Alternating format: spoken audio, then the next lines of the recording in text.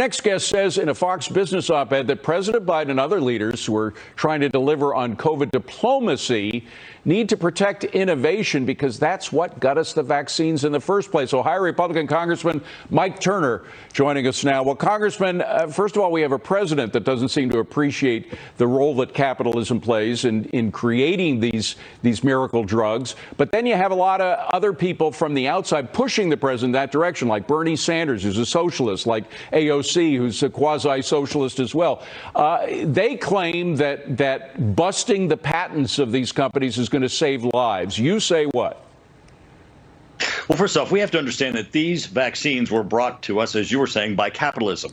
Certainly, the U.S. government played a role in logistics. Our Operation Warp Speed was unprecedented and delivered the distribution of the vaccine in unprecedented time. However, the actual development of the vaccines, the innovation that we had, came to us from capitalism. The companies that were investing in infrastructure and in science and technology to deliver these vaccines are really the success here. As you know, other countries, China, Russia, have attempted to launch vaccine programs or vaccines that have been not successful. So this innovation that capitalism can deliver should be celebrated in this process.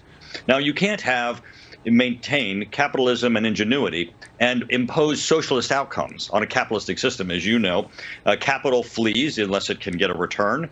And so, innovation is delivered by capitalism. If you allow socialists to come in and then impose a socialist outcome, you'll destroy the very innovation that delivered us out of this pandemic with these vaccines, and certainly make us less safe in the future. Well, and just very simply, I mean, these companies have been working on these vaccines, particularly the mRNA vaccine, which has been so successful by Pfizer and Moderna. Moderna's been working on it for a decade.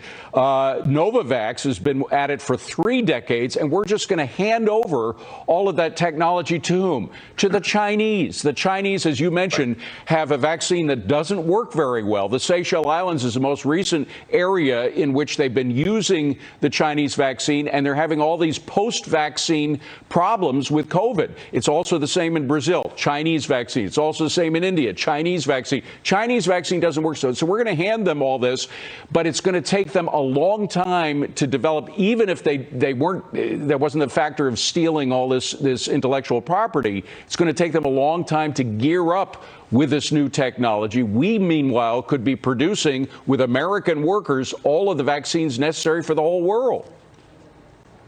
Right. And also people talk about, where's the equity? Where's the equality or the inequality as a result of these outcomes?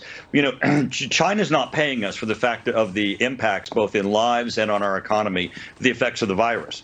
The success of capitalism in our system in delivering a vaccine doesn't require that we make up that inequality. We are contributing the vaccine. We are contributing just the ability for the world to get out of this process by capitalistic outcomes having found a vaccine that works. It's funny. There is no socialist vaccine. There's a capitalistic vaccine.